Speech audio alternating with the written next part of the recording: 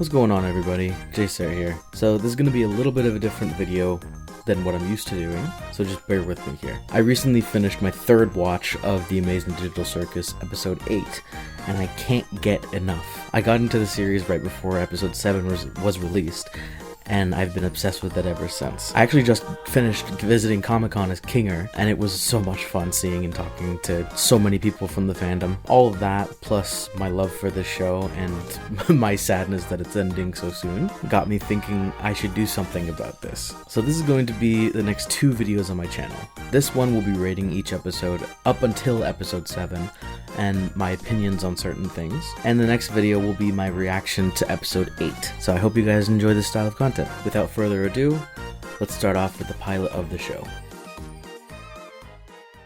Right off the bat, this episode gets a 9 out of 10. Pilots of shows are supposed to do 3 things: introduce the setting of the world and the theme of the show, introduce characters and their personalities, and create tension with the means and purpose of deepening in future episodes. And when I say episode 1 did exactly that, we open with a TV show style theme song and title sequence, which turns into us finding out this isn't just a normal show program. It's a place where people have essentially been kidnapped into this game and into these avatars for their foreseeable future by Kane. We are introduced to the characters we'll be watching along the way. There's Kane and Bubble, an AI and his sidekick who are running the circus. Gangle, a collection of ribbons with 2 theater-style masks. Zooble, a toy box character with mismatched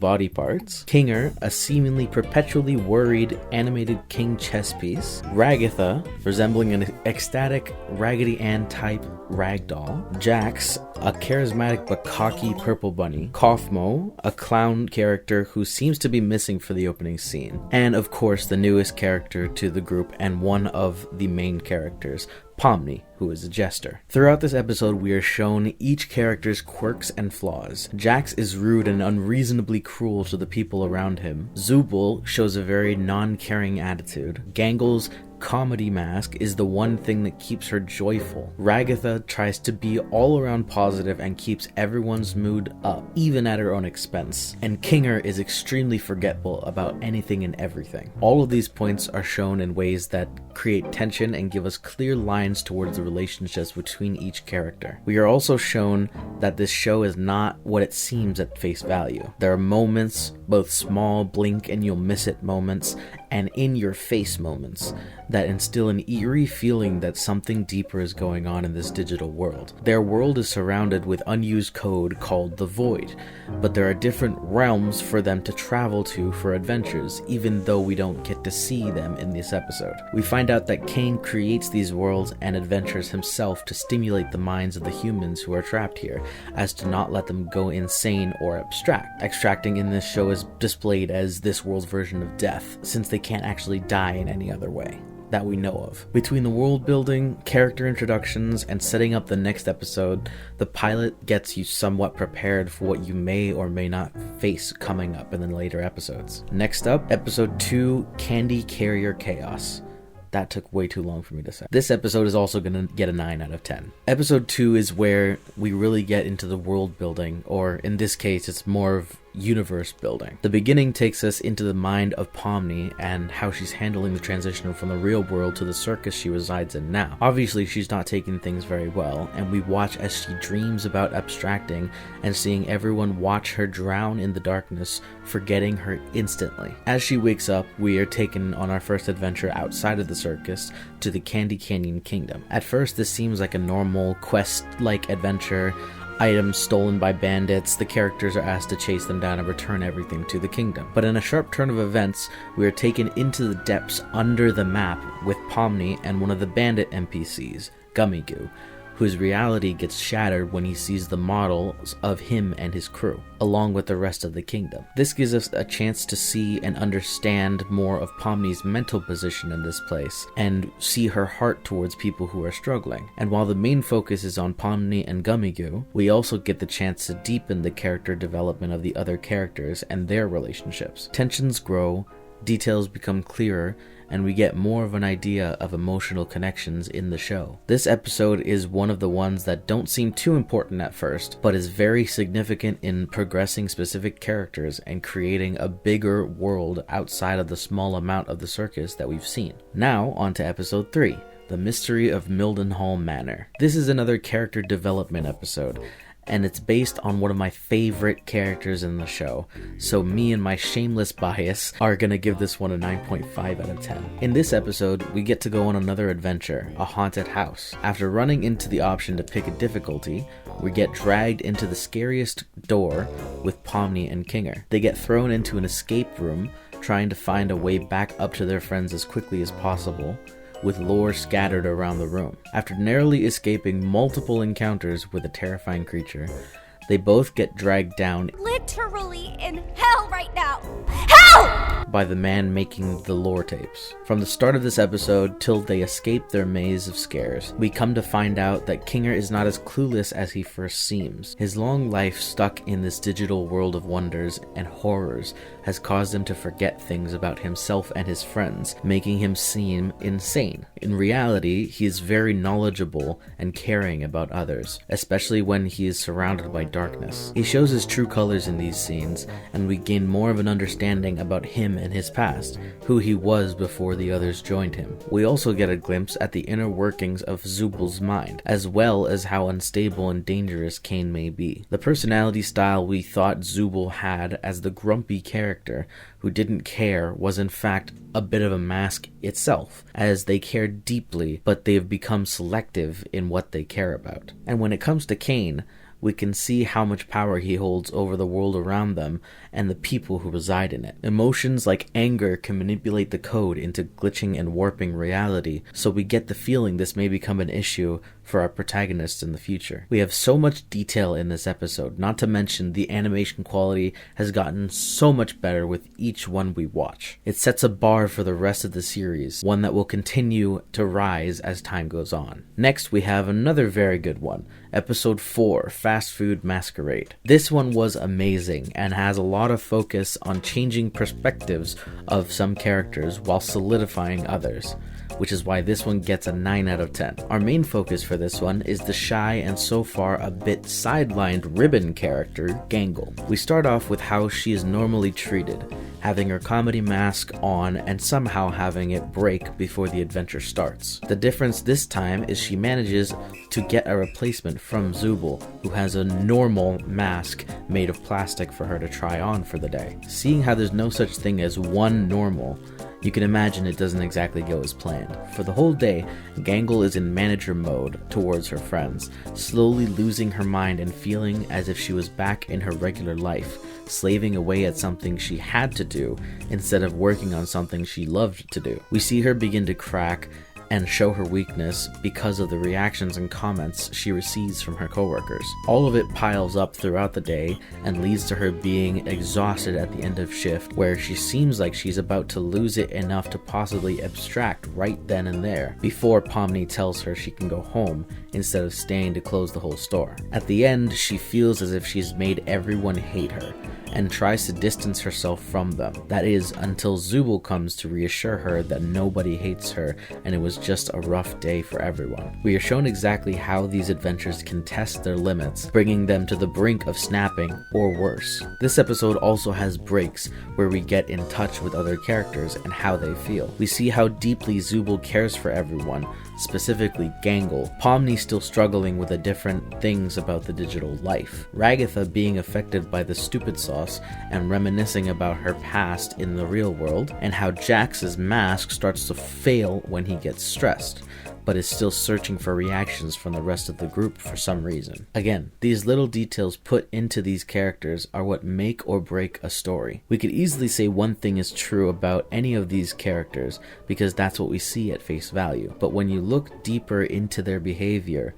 their mannerisms, you start to see the bigger picture. Being another episode about developing a specific character more, there wasn't much to do in terms of action. Being in a fast food place didn't really help either. But shows need these types of episodes so that when the action does end up coming, we know what each character could do and what they wouldn't do. Moving on to the next, we have episode 5, Untitled. This was a roller coaster of an episode, and yet another character building one. The difference being the focus wasn't on one specific character, but on all of them combined, and creating more of a solid line to follow between relationships. I'm giving this one an easy 9.5 out of 10. In this episode, we are taken through multiple adventures that the gang has suggested, with the option to skip them if there's a majority vote to do so. Mostly silly adventures, not specifically pointing towards being important. Throughout every adventure, however, we are given situations and scenarios where we are able to find out more about the characters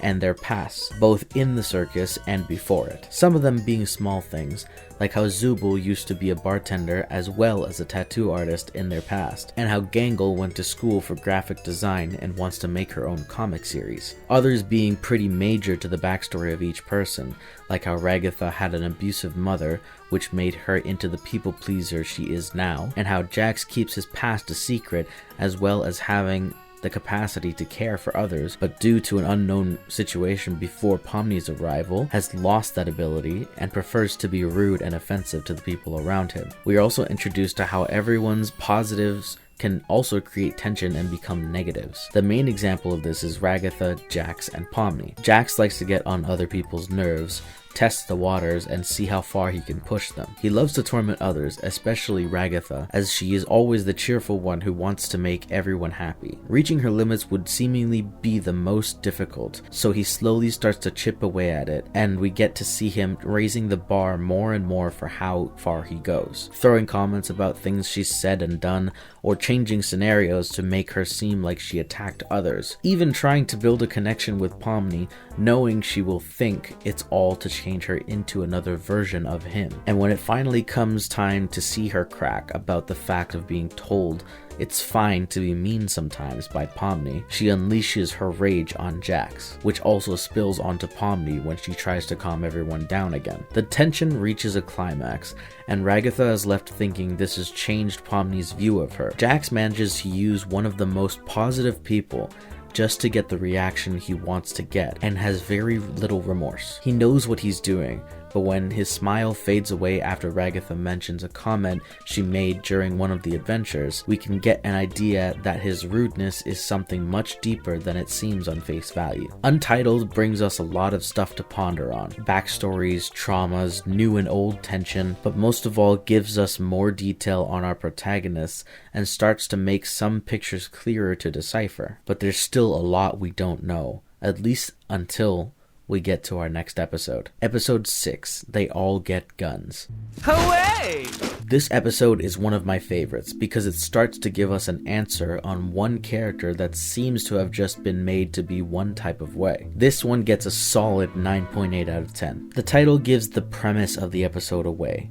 They get guns, they shoot each other. Simple, good action, along with building on some characters. Again, we get a better idea of relationships. Gangle and Zubul have a connection grounded on their insecurities and being able to fall back on each other when things get rough for either one of them. Ragatha and Kinger have a bit of a father-daughter dynamic, where he's able to give her advice, and she seems to trust him to be honest with her while also not being rude or condescending about it. The main people to focus on this episode are Jax and Pomni, the two main characters. Now, I want to say this before anything else, because I know I'm probably gonna get some flack for saying this. Pomni and Jax are both main characters. What makes a character a main character is one who drives the story along, has a goal set, and experiences significant change. Pomni is obvious. Her main goal is to stay sane and keep everyone else sane until they can escape the circus, and her mindset towards each of her friends changes,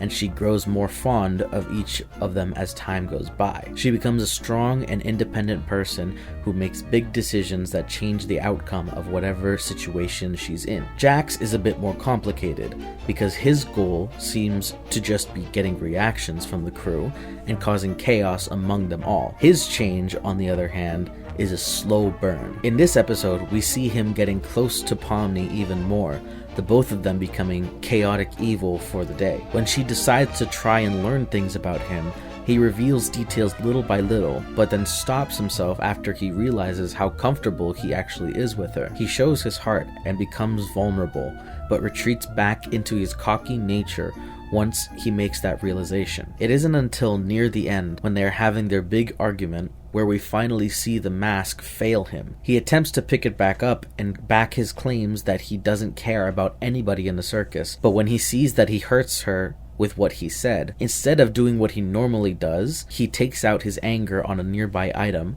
followed by his final line. There's nothing more to me. So please, just stop looking. The way he delivers this line makes it seem like he's asking or begging for Pomni to stop trying to care about him, possibly because of what happened to the last person or people he cared about. And that little detail is the tipping point between opinions of who Jax is. A complete jerk who is rude and condescending for no reason other than the tormenting of others, or someone who is still trying to heal from something and has decided the best way for him to get through it is to not care about anyone and to push away anyone attempting to get close to him. Simply saying this episode is my favorite doesn't give it enough justice. It gives those who are actually willing to look into story and character more than just face value a second look at one of the most difficult characters to read. So this sits at the top, along with the next one on the list. We now come to the last episode, the one that gave us the biggest cliffhanger of the series so far. Episode 7, the beach episode. Remember when I said episode 5 was a roller coaster? Yeah, that's like comparing a parking lot carnival to the Siren's Curse at Cedar Point. I'm giving this our first 10 out of 10. The beginning few minutes make us think this is going to be like any other episode. Sent on an adventure, some wacky things happen, a couple of serious notes, and then we end back in the circus, waiting for the next adventure in a few months. We are quickly proven wrong. The first major plot point comes in the form of Jax almost abstracting. He goes into his room, distancing himself from the rest of the crew, and we find out that he's actually had friends here in the circus. One character we've heard about before, Kaufmo, and one we haven't heard much about, Ribbit. It isn't much to work with, but from the picture alone, we can see Jax was close with these two, enough to be smiling a genuinely joyful smile. Then from left field, we see Ribbit's hands reaching out to Jax, as he reaches back to touch her hands. As soon as they make contact, he gets sent into a euphoric trip, which we find out was him beginning to abstract when he comes out of it and his eyes are glowing the different colors. We are then introduced to an NPC body claiming to be a human who worked for CNA, and someone who has found a way to leave the circus and get back to the real world. From that point on, we are taken on a mission to gather everything needed to get to Kane's office to escape. One little detail we get that makes us question how legitimate these claims are come from Kinger. When Zubul and Gangle tell him about their plan, Kinger seems confused as to how they would manage to escape the circus, or who their new mysterious savior is. It could mean something, but could also be Kinger being as forgetful as always. One thing is for sure, the truth will reveal itself soon, for better or for worse. Once everything is gathered, they are all sent to Kane's office, with the strange exception of Abel, who leaves Pomni with one last chilling line. Make the right choice. And with that, they are finally where they want to be, Kane's office. They manage to find the secret door to the console, and with hands joined, minus Jax, they take the final walk to freedom. They walk into the room and are presented with two options: remain in this digital world, or disconnect and leave the circus for good. After some heated moments between everyone deciding which button to press, Jax begins to have an episode of anxiety where he sees images flashing through his mind. He suddenly rushes to the console frantically and ultimately presses the button to stay. We reach what seems like the climax as Ragatha asks what he just did, and before he can answer, the screen in front of them opens up to reveal none other than Kane, congratulating them for choosing the good ending of this adventure. While everyone struggles to grasp what in the world is going on, despite all they went through just to get here, Jax begins to laugh uncontrollably, almost manically. He finally gathers himself enough to confront Cain about everything he's done to him and the people around him, which causes everyone else to question their lives here. Lying, manipulating people's minds, possibly being the reason people abstract in the first place. Without answering any of their questions, Cain nervously presents them with their prize for the adventure and disappears, leaving them to digest and ponder on what just happened on their own. This becomes the turning point for the rest of the series and the group's hatred towards Cain, and we all had the same reaction of disbelief to hearing the end credits song. All the questions we have now and had before this are now at the forefront of our minds. Did Cain make up everything about CNA from the beginning? Was Abel actually a real person, or always a fictional person? Who was Kinger talking about when he mentioned the first abstraction? Did Pomni know something about the buttons we didn't know? Or did Abel's last message get to her? Why couldn't we have gone to Shrimp Town? We can only speculate, come up with theories, and try our best to put them together in a way that makes sense. For example, a theory that I had before episode 8 had come out was that Cain had a double personality, since there's been times where his eyes turn red and blue instead of his regular heterochromia. Or that he had been infected by a virus that controls things he does from time to time, as some adventures the main group gets sent on seem downright torturous for all of them. This episode was amazing. It gives us everything we need to figure out what direction this is going into, while not making it obvious, and also giving us details that work to change our minds and make us question whether our thought processes are correct or if we're thinking too hard into this. That is why this gets the first perfect score in the series. And that concludes this video. I hope you all enjoyed this little change in content. I have my reaction ready to be edited to episode 8, so just stay tuned for that. I'm so sad that it's ending. I hope that Glitch or Gooseworks uses these characters in future projects, whatever the project may be. But if episode 9 is the final episode and these characters will almost never be seen again, this has been a roller coaster of emotions, and I'm all for it. So thank you, Gooseworks, and thank you, Glitch, for making this show what it is today. If you like this video and you have a suggestion for a show, a movie, a YouTube series for me to watch and or review, just let me know in the comments. Thank you guys for watching, and I will see you all in the next video. See ya!